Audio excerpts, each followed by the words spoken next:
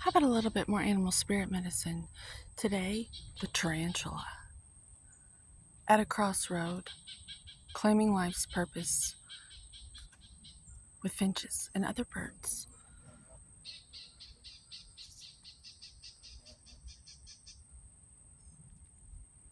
Anybody else?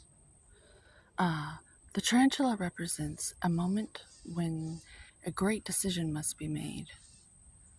It involves prioritizing your life's deeper purpose or dharma. A habit or routine from the past is sidetracking you from your dream, yet a voice inside keeps begging you to refocus your attention. In order to find true happiness, you must choose dharma. Until you do, satisfaction will be fleeting.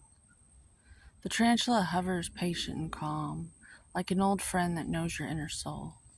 It already knows you'll choose wisely. When in balance, follows intuition. To bring into balance your inner tarantula wisdom, daily journaling or daily talking to yourself in your camera phone. I think that's the new way to journal. And then you can just delete it. You can hear yourself speak. You can gaze into your own eyes and really hold space for yourself. There isn't anyone who can listen to you like you can. Have a good day.